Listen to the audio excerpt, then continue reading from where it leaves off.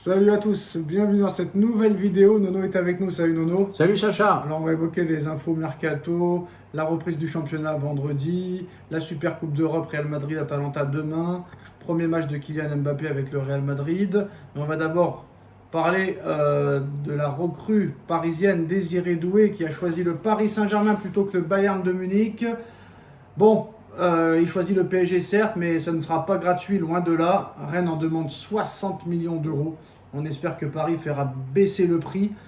Mais Nono, quoi qu'il en soit, peut-être que c'est une bonne recrue, mais pour moi, ça ne vaut strictement pas 60 millions d'euros. Pour un joueur qui n'est même pas titulaire avec l'équipe espoir de Thierry Henry, il n'a pas été une seule fois titulaire, il est rentré seulement en fin de match. À Rennes, d'accord, il a fait une bonne petite saison, mais c'était pas non plus exceptionnel. Seulement 3 buts, 4 passes décisifs. Et en plus de ça, le mec finit 8ème avec Rennes.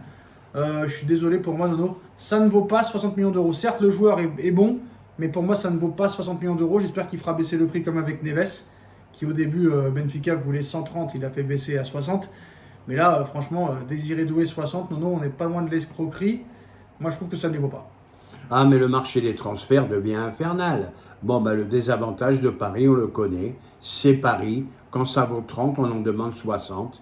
Et si ça ne devait pas se faire douer, je prends tous les paris qui sera vendu 10 ou 20 millions en moins. Bon, puis en plus, c'est une belle promesse, mais il n'a encore rien prouvé et c'est hyper cher. Moi, je ne suis pas d'accord. C'est exorbitant comme prix, comme quoi qu'il en soit. Les footix diront que non, il faut les mettre. Si le Bayern voulait les mettre, le Bayern il voulait mettre pas 60, il voulait mettre 50 déjà, c'est pas pareil.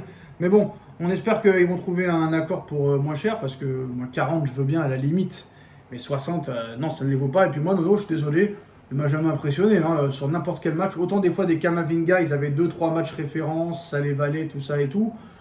Barcola, on avait vu quelques gros matchs, big performance avec Lyon, même Ekitike, certes ça n'a pas marché au PSG, mais Ekitike, il avait quand même mis 10 buts et 5 passes décisives avec Reims, en n'étant même pas titulaire. Là, c'est un mec qui a été quand même titulaire indiscutable avec Rennes, 9ème, seulement 3 buts, 4 passes décisives. Et il est tellement fort, Nono, qu'il cherche encore un ailier supplémentaire. Bon, le truc qui est bien, c'est qu'il est polyvalent. Il peut jouer numéro 10, il peut jouer sur le côté, il peut jouer milieu relayeur. Ça, c'est pas mal, mais bon, quand même, ça ne vaut pas. Oui, il est encore très jeune, une grosse marge de progression encore. Non, 60 millions, ça ne veut plus rien dire. Et on en a parlé 100 fois. Et c'est le problème de Paris, jusqu'au jour où le Qatari en auront marre et vont envoyer chier tout le monde. Il faut arrêter, Toujours 20, 30, 40 de plus quand c'est Paris. Donc pour les dirigeants parisiens, ça devient injouable. Alors en parlant de Qatari, sont-ils sur le départ Mano, après avoir vendu 15% de leur part l'année dernière à un groupe américain? Et ils viennent de vendre à Kevin Durant 2 à 5% du capital. Alors qu'est-ce que ça veut dire Kevin Durant qui devient actionnaire au Paris Saint-Germain minoritaire, Mano? Eh bien, Kevin, c'est un homme d'affaires. Bon, tu le sais très bien, un des plus grands joueurs de tous les temps. Il est multimilliardaire. Bon, il peut mettre des... Un des plus grands joueurs de tous les temps. Ah oui. Kevin Durant, pour moi, regarde les vidéos à 25 ans et à 28 ans. Ah oui, non, il est très très fort, mais un meilleur joueur de tous les temps. Il fait partie du top 5 pour moi. Enfin, après, ça, c'est une question de goût. Bon. Mais bon, t'inquiète pas, il met passer sous n'importe où. Paris, c'est un gros capital. Je crois qu'il a mis 2%.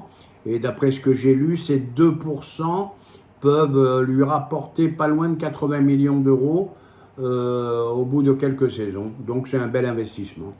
Alors apparemment, en plus de ça, ils veulent faire une équipe PSG au basket et ils aimeraient convaincre tous les stars de faire leur fin de retraite là-bas. C'est-à-dire qu'il paraît qu'ils veulent LeBron, ils veulent Curry, ils veulent peut-être Kevin, qui pourraient finir leur carrière à Paris. Tu crois que c'est possible dans quelques années ça? J'ai pas tout de suite, c'est pas pour tout de suite, c'est dans quelques années. Ah là, ils approchent tous de la quarantaine. Il faudrait faire très vite parce qu'après, l'horloge te rappelle. Oui, mais économiquement, d'avoir Durant, Curry, LeBron dans ton équipe, même à 42 ans, ce serait exceptionnel. Là, c'est une dinguerie. Là, tu gagnes l'Euroleague ou pas? Là, tu gagnes l'Euroleague, tu gagnes tout. T'as la queue, t'as le feu derrière le stade. T'as Bercy plein toutes les semaines. Ah non, c'est une tuerie. Mais j'y crois pas trop, parce que là, ils arrivent vraiment à la limite d'âge. Alors, le Paris Saint-Germain va continuer son mercato. Encore peut-être 2-3 joueurs qui pourraient arriver d'ici la fin du mercato. Alors, Enrique voudrait un arrière-gauche. parce qu'on sait très bien que Lucas Hernandez est blessé pendant encore très longtemps, que Kurzawa a été vendu et que Nuno Mendes peut se blesser à tout moment. Il voudrait encore un ailier, mais un ailier qui apporte beaucoup plus que Barcola et Dembélé dans la finition et dans les passes décisives, et peut-être un numéro 9. Toujours pas de remplaçant à Mbappé. Qu'est-ce que tu penses de cette shortlist? Eh ben moi, je suis très mécontent. Je vois un gros bordel cette année. Je vois pas où ils veulent aller. Je vois pas quelle direction ils veulent prendre. On me parle d'attaquants plus efficaces que Barcola et Dembélé. Moi, je veux bien. Mais il faudrait peut-être penser aussi à des attaquants plus efficaces que Ramos. Mais Ramos, il ne joue pas. Il joue pas, mais il faudra le faire jouer quand même, Ben ce voilà. joueur au prix où il coûte. Hein, et Kolo Muani. Donc, Donc, Asensio aussi. donc ça veut dire quoi? C'est une équipe totalement en reconstruction qu'il faut faire. Là, j'ai vu qu'aujourd'hui, grosse tension entre Enrique et Campos et la direction au sujet de Fabian Ruiz. On propose 50 millions d'euros pour Fabian Ruiz, je ne sais pas quel club. C'est le Real. Voilà, Nasser hésiterait pour le vendre. Enrique a piqué une colère pas possible. Je ne sais pas où ils veulent aller. Je vois pas leur ligne directrice. Moi, j'ai pas vu que Ruiz voulait pas que Ruiz était sur la liste des transferts, mais on sait que Danilo pourrait aller à Porto pour 10 millions d'euros, que Soler pourrait aussi quitter le Paris Saint-Germain pour 20 millions d'euros, et surtout, Nono, on parle d'un deal, d'un échange Sancho-Ugarte. Qu'est-ce que tu penses de cet échange Sancho-Ugarte? Moi, franchement, le traitement d'Ugarte, j'ai jamais compris, je comprendrai jamais, on ne saura jamais ce qui s'est passé. Même sur les photos officielles avec le club à l'entraînement, il tire la gueule. Le pauvre, je pense que même lui, il ne sait même pas ce qu'il a fait. Ça fait 1 an qu'il est arrivé, le gars il a été blacklisté, ils l'ont mis dans le coffre. Qu'est-ce qu'il faut faire? Parce que Paris, c'est normal qu'ils veulent plus de 60 parce qu'ils l'ont acheté 60. Ils veulent 70. Et Manchester, ils veulent 60 pour Sancho. Qu'est-ce qu'il faut faire? Vu que Ugarte, il ne le fera pas jouer. Donc mieux vaut le vendre, vu qu'il ne le fera pas jouer. Je suis d'accord avec toi dans ce que tu dis, mais moi, si c'est moi le décideur, je garde Ugarte, je veux pas Sancho. Sancho, c'est quand même un échec retentissant à Manchester Oui, United. grosse saison avec Dortmund l'année dernière. Bon, bonne saison. Bonne saison. J'ai pas vu une finale de Ligue des Champions Il phénoménale. nous a fait mal à nous. Hein. Bon, d'accord. Mais pour moi, bon, bah, comme tu as dit, Ugarte, c'est incompréhensible. Le mec, il fait 2 mauvais matchs, on le jette. Mais non, Sancho, 25 ans, 60 millions, c'est pas trop cher. Hein. Oui, là, ça reste raisonnable. Mais quand tu rajoutes Sancho, tu rajoutes Kolo Muani, tu rajoutes Barcola, tu rajoutes Ramos, tu rajoutes l'autre que Mais j'oublie. vous êtes toujours plein de ne pas avoir de profondeur de banc. Là, vous l'avez maintenant. Ah bah là, c'est plus une profondeur, là t'as une demi-équipe. Bah, n'oublie pas que tu as la Coupe du Monde des clubs à la fin de saison l'année prochaine. Hein. Oui, possible. Donc voilà.